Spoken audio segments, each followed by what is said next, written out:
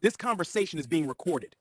What? So you're refusing medical care to a sick infant and you gave excuses instead of treatment? The doctor who refused a baby, not knowing the father, was recording everything.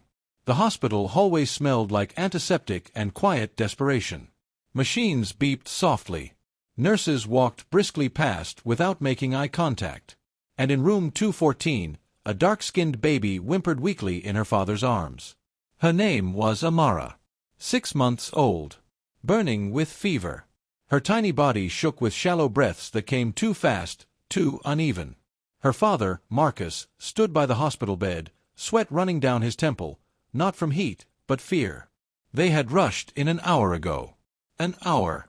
And still, no doctor had touched his child. A nurse finally opened the door. "Dr. Reynolds will see you now." Marcus exhaled with relief and followed her into the examination room. The doctor walked in without greeting them. Mid-50s. Cold eyes. White coat crisp like he had ironed the empathy out of it. He glanced once at the baby, then back at the chart. "What seems to be the issue?" he asked flatly. Marcus spoke quickly. "She's had a high fever for 2 days. She's not feeding properly, and her breathing, please, something is wrong." The doctor frowned. "Well," he said slowly, "it could just be poor home care." Marcus blinked. "I'm sorry." The doctor shrugged. "Sometimes parents exaggerate. Especially first-timers." Marcus tightened his jaw. "She needs help," he said calmly. "Please examine her." The doctor sighed like he'd been inconvenienced. "I don't think it's necessary right now." That's when Marcus noticed it. The way the doctor avoided touching Amara. The way his tone shifted when he looked at her dark skin. The way his excuses kept piling up. "She looks stable. The fever doesn't seem alarming. We're short-staffed. You should wait and observe at home." Marcus's heart pounded. "She's burning up," he said. "She's barely breathing normally." The doctor finally looked at him, really looked at him. Then he said it. "Babies like this are usually stronger than you think." Babies like this. Marcus felt something snap inside him. But instead of yelling, instead of arguing, he quietly slid his phone out of his pocket and pressed record. The doctor didn't notice. "Are you refusing to treat my child?" Marcus asked. The doctor scoffed. "I'm saying there's no urgency. So you won't run tests?" "No." "You won't check her vitals properly?" "She looks fine." The baby whimpered again, louder this time. Marcus held her closer. "My daughter could die," he said, his voice shaking. "And you're telling me to go home?"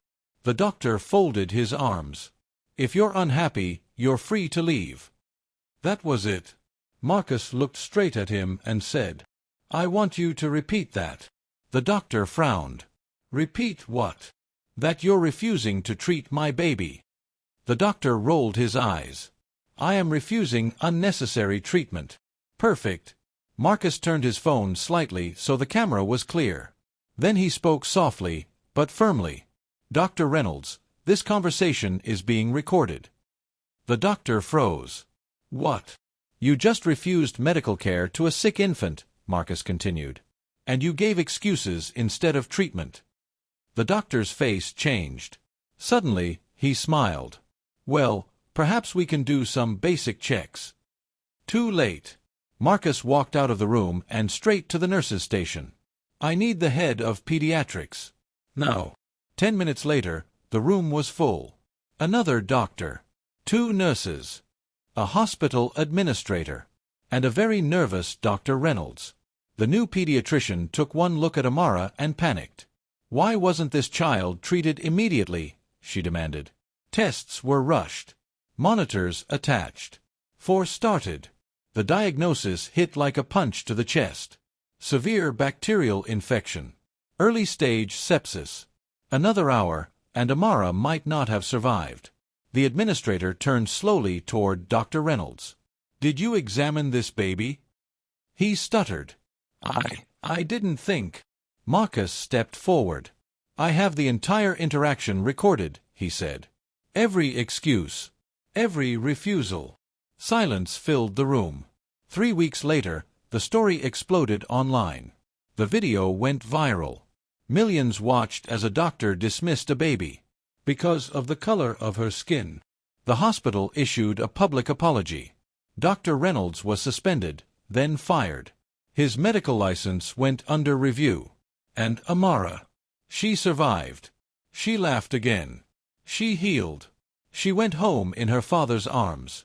Marcus stood outside the hospital on the day they were discharged and whispered, "You will never have to beg for your humanity." Narration outro/call to action. If this story moved you, if it made you angry, if it made you think, please subscribe to Unfiltered Truth for more real stories that expose injustice. Like this video so more people can see it. Comment below and tell us what you think about racism in healthcare. And don't forget to turn on notifications so you never miss a powerful story like this again. Because silence protects racism, and truth exposes it.